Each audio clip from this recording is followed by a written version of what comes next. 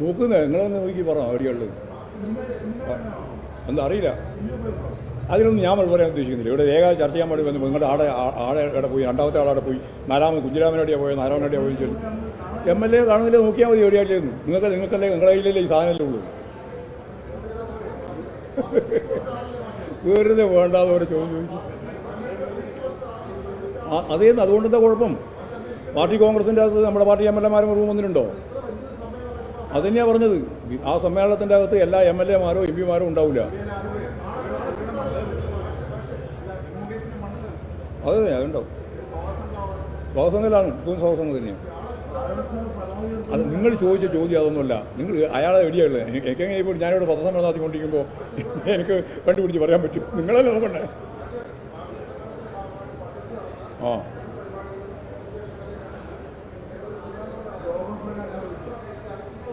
എല്ലാ പരിപാടിയിൽ പറ്റാവുന്ന പരിപാടിയിൽ ഉണ്ടായിട്ടുണ്ട്.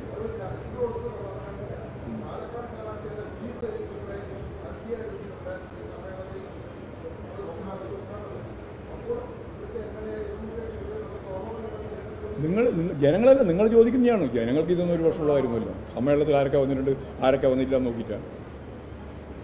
മുകേഷിനെ പറ്റി നിങ്ങൾക്ക് ഒരു സംശയവും വേണ്ട. മുകേഷിനെ പറ്റി ഞങ്ങൾ നല്ലപോലെ ചർച്ച ചെയ്തതാണ്. അദ്ദേഹത്തിനെതിരായിട്ടൊരു കേസ് വന്നു. ആ കേസ് അടിസ്ഥാനപ്പെടുത്തിയുള്ള നിലപാട് തുറന്നു കൊണ്ടുപോകണം. MLA രാജിവെക്കണമെന്ന് നിങ്ങളെല്ലാം പറഞ്ഞു. രാജിവെച്ചാൽ എന്തിനു വേണ്ടിയാണ് രാജിവെക്കുന്നതെന്ന് ചോദിച്ചപ്പോൾ നിങ്ങൾ പറഞ്ഞു രാജിവെക്കുന്നത് എന്താ പറഞ്ഞത്? ഓർമ്മയുണ്ടോ പറഞ്ഞത്? എന്താ നിങ്ങൾക്ക് പിന്നെ അന്നേരം പറയാമെന്നല്ലാണ്ട് പിന്നെ അതിനെപ്പറ്റി ആലോചിക്കില്ല. ഞാൻ പറയാണ്ട് നിങ്ങൾക്ക് പറയാമല്ലോ, നിങ്ങളല്ലേ പറഞ്ഞു. ഞാൻ പറയും ഇല്ല, ഞാൻ പറയാൻ പോകാതല്ലേ. ഞാൻ പറയുന്നത് നിങ്ങൾ അന്ന് എന്താണ് പറഞ്ഞത് എന്നതിനെ പറ്റി നിങ്ങൾക്ക് ഓർമ്മയുണ്ടോന്നാണ് ഞാൻ ചോദിച്ചത്. ഉണ്ടോ? ഒന്നുമല്ല, ധാർമ്മിക മൂല്യം അടിസ്ഥാനപ്പെടുത്തി രാജിവെക്കണം എന്നാണ്.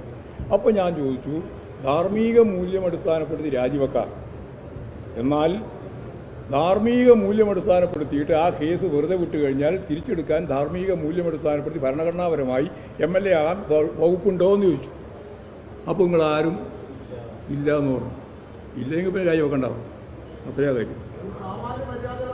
എന്ത് സാമാന്യ മര്യാദ? ഇനി മുമ്പ് കോൺഗ്രസിൻ്റെയും BJPയുടെയും നൂറുകണക്കിന് MP-മാരും MLA-മാരും കേസായി കിടക്കുകയാണ്.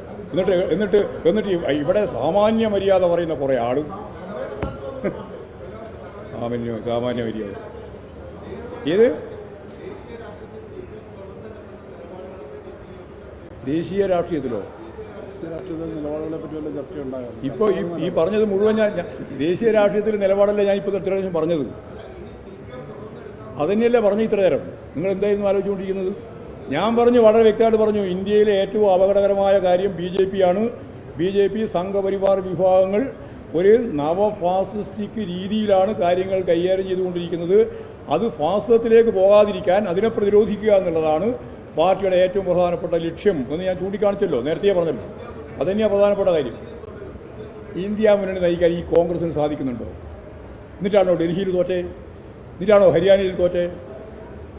ഒരു കാര്യവും ചെയ്യാനുള്ള ഒരു ജാഗ്രതയോടുകൂടിയുള്ള പ്രവർത്തനം നടത്താൻ സാധിക്കാതെ ഒരു പാർട്ടിയായിട്ട് കോൺഗ്രസ് മാറിക്കൊണ്ടിരിക്കുന്നു എന്ന് ഓരോ തെരഞ്ഞെടുപ്പ് കഴിയുന്നതോടും തെളിയിച്ചുകൊണ്ടിരിക്കുകയാണ്. അതുകൊണ്ടാണ് ആളുകൾക്ക് വിശ്വാസം എടുക്കാൻ പറ്റാത്തത്. അത്രയാ കാര്യം.